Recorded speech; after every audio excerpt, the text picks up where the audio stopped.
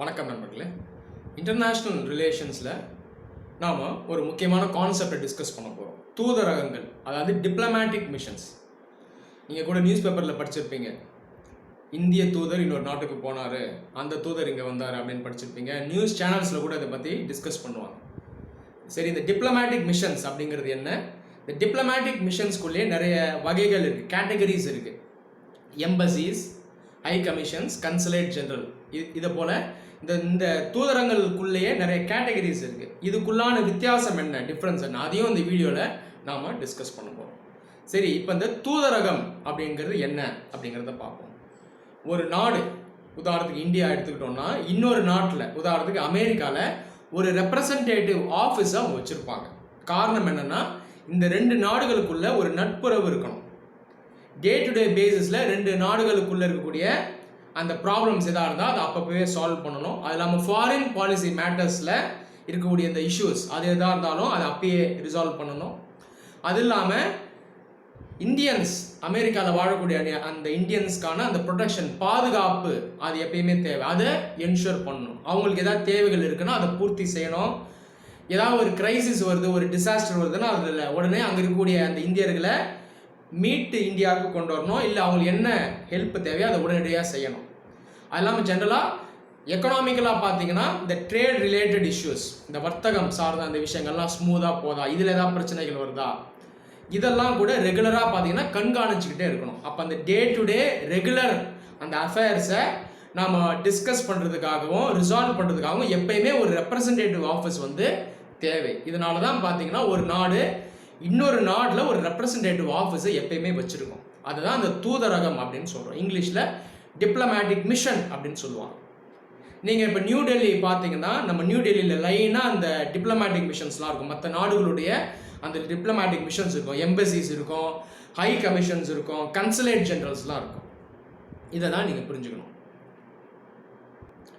மெயினாக இந்த டிப்ளமேட்டிக் மிஷன்ஸை 3 கேட்டகரிஸாக பிரிக்கலாம், ப்ராட் கேட்டகரிஸாக. எம்பசிஸ், ஹை கமிஷன், மூன்றாவது கன்சுலேட் ஜெனரல். இந்த மூன்றுக்கும் உள்ள வித்தியாசம் என்ன அப்படிங்கிறத நம்ம பார்ப்போம். நான் சிம்பிளாக சொல்கிறேன், ரொம்ப இன்டெப்த்தாக நான் போக விரும்பல. முதல்ல எம்பசி. அப்படின்னு சொல்லக்கூடியது பார்த்தீங்கன்னா, ஜென்ரலாக நான் காமன்வெல்த் கண்ட்ரீஸ்க்குள்ளே அமைக்கக்கூடிய அந்த டிப்ளமேட்டிக் மிஷன்ஸ் தான் இந்த எம்பசிஸ்.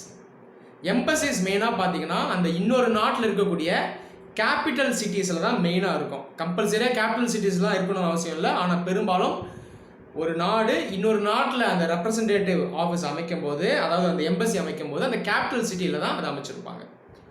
எம்பசியில் பார்த்தீங்கன்னா ஃபுல் ரேஞ்ச் ஆஃப் சர்வீசஸ், அந்த ரெஸ்பான்சிபிலிட்டிஸை இந்த எம்பசி ஹேண்டில் பண்ணும். நான் சொல்றது போல அந்த சிட்டிசன்ஸ்க்கான protection, day to day problem, economic affairs, trade related issues, crisis situation எல்லாத்தையும் சேர்த்து இந்த எம்பசிஸ் ஹேண்டில் பண்ணுவாங்க.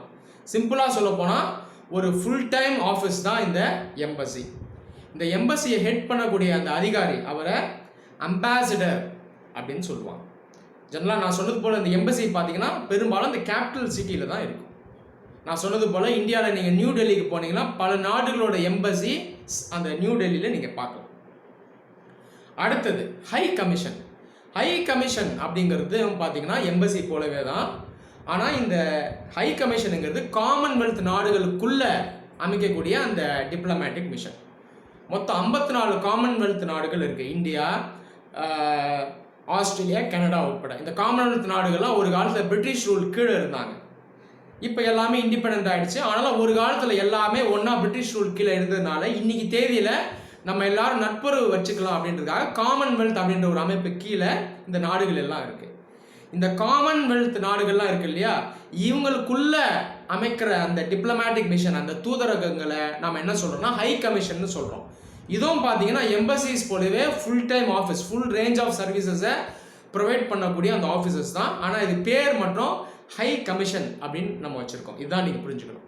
இந்த ஹை கமிஷனை ஹெட் பண்ணக்கூடிய அந்த அதிகாரியை ஹை கமிஷனர் அப்படின்னு நம்ம சொல்கிறோம். மூணாவது கன்சுலேட் ஜெனரல். நீங்கள் சென்னையில் பார்த்தீங்கன்னா யூஎஸோட அந்த கன்சுலேட் ஜெனரல் இருக்கும். இந்த கன்சுலேட் ஜெனரல் அப்படின்னு சொல்லக்கூடிய அந்த ஆஃபீஸ் இந்த எம்பசிஸ்க்கும் ஹை கமிஷனுக்கும் சப்பார்டினேட் ஆஃபீஸ், இதுக்கு கீழே வரக்கூடிய ஆஃபீஸஸ். இவங்க full range of services offer பண்ண மாட்டாங்க. ஒரு சில ஸ்பெசிஃபிக் சர்வீசஸை மட்டும் ஆஃபர் பண்ணுவாங்க. இந்த கன்சலர் சர்வீசஸை இவங்க ஆஃபர் பண்ணுவாங்க. இதுதான் இந்த கன்சலேட் ஜெனரல். கன்சலேட் ஜெனரலை ஹெட் பண்ணக்கூடிய அந்த அதிகாரியினுடைய பேர் கன்சல் ஜெனரல். இந்த கன்சலேட் ஜெனரல் இந்த ஆஃபீஸ் இருக்கு இல்லையா, இது ஜென்ரலாக கேபிட்டல் சிட்டியில் இருக்காது, வேற ஏதாவது ஒரு சிட்டியில் இருக்கும். கேபிட்டல் சிட்டிலையும் இருக்கலாம், ஆனால் பெரும்பாலும் கேபிட்டல் சிட்டி அல்லாத ஒரு சிட்டியில் இருக்கும். உதாரணத்துக்கு அமெரிக்காவினுடைய கன்சலேட் ஆஃபீஸ் பார்த்தீங்கன்னா நம்ம சென்னையில் தான் இருக்குது. இந்த கன்சலேட் ஜெனரல் கீழேயும் ஒரு ஆஃபீஸ் இருக்கும், அதை பார்த்தீங்கன்னா கன்சலேட்னு சொல்லுவாங்க. கன்சலேட்டுங்கிறது கன்சலேட் ஜெனரல் ஆஃபீஸ் மாதிரியே தான், ஆனால் இதில் இவங்க ஆஃபர் பண்ணுற சர்வீசஸ் பார்த்தீங்கன்னா ரொம்ப லிமிட்டடான சர்வீசஸ் மட்டுமே ஆஃபர் பண்ணுவாங்க. நான் சொன்னது போல் கன்சலேட் ஜெனரல் ஆஃபீஸ்னுடைய ஹெட் யாருன்னா கன்சல் ஜெனரல். இந்த அம்பாசிடர் ஆகட்டும், ஹை கமிஷனர் ஆகட்டும், கன்சல் ஜெனரல் ஆகட்டும், இந்த 3 அதிகாரிகளையுமே ஜெனரலாக நம்ம தூதர் அப்படின்னு தான் நம்ம சொல்லுவோம். இந்த வீடியோ உங்கள் எல்லாருக்கும் உபயோகமாக இருந்திருக்கும் அப்படின்னு நம்புகிறேன். இதை உங்களுடைய நண்பர்களுடையும் ஷேர் பண்ணுங்கள். நன்றி.